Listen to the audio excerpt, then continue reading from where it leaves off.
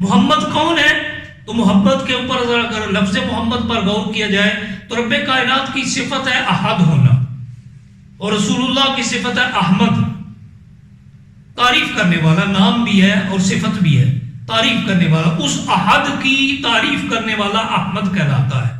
تو تعریف جب اپنے عروج پر پہنچتی ہے، جب اپنے اعلیٰ ترین مقام پر پہنچتی ہے، بندہ انتہائی تعریف تک پہنچتا ہے اور اس رب کی حمد و ثنا بیان کرنے میں کوئی کسر نہیں چھوڑتا، تو وہ پھر بے شمار اپنی تعریف کرنے کے بعد رب کائنات پھر اسے وہ مقام عطا کرتا ہے جو اس کی اپنی صفت ہے محمود ہونے کی۔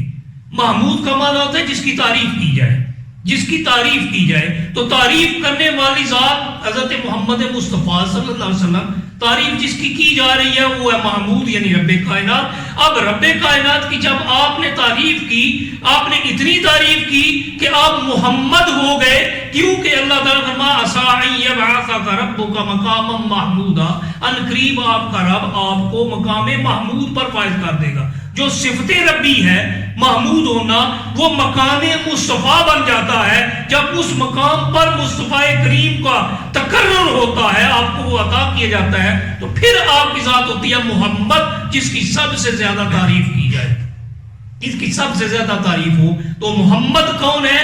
وہ ہے جو اللہ کے رسول ہیں۔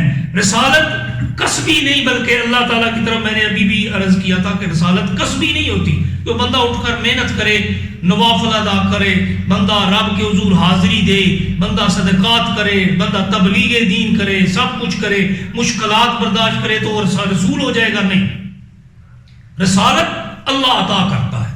اللہ کی عطا کے بغیر رسالت کے مقام پر بندہ فائز نہیں ہو سکتا، کیونکہ اللہ تعالیٰ جانتا ہے، ہر کوئی بندہ خود نہیں مقرر ہو سکتا۔ اللہ جانتا ہے کہ رسالت کسے عطا کرنی ہے۔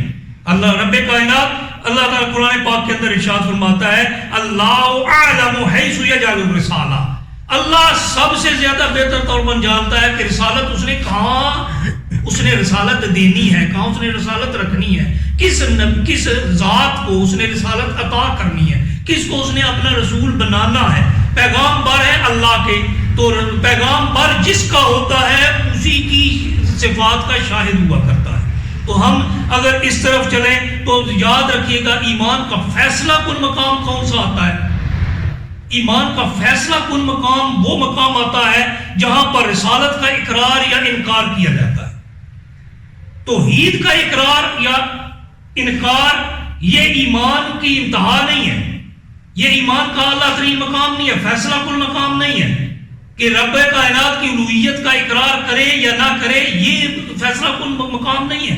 فیصلہ کن مقام یہ ہے کہ وہ رسالت کا اقرار کرتا ہے یا نہیں کرتا۔ اگر وہ رسالت کا اقرار کرے گا تو کیا کہے گا؟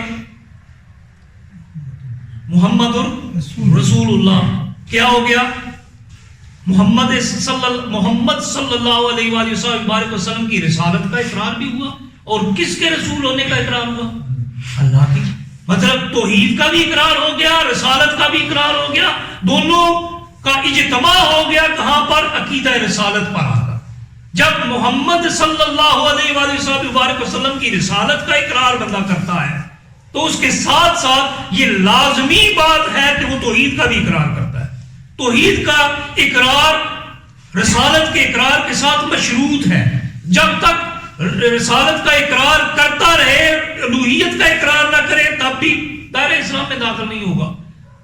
الوہیت کا اقرار کرتا رہے، رسالت محمدی کا اقرار نہ کرے، پھر بھی دائرہ اسلام میں داخل نہیں ہوگا۔ تو پتہ چلا دونوں ایک دوسرے کے ساتھ لازم و ملزوم ہے۔ ہم پچھلے پروگرام کے اس مقام پر پہنچ گئے جہاں پر ہم نے ختم کیا تھا کہ یہ دونوں ایک دوسرے کے ساتھ اتنے لازم ہیں، اتنے مربوط ہیں کہ کسی ایک کا اکیلے اقرار کیا ہی نہیں جا سکتا جب تک دوسرے کا اقرار نہ کیا جا سکے۔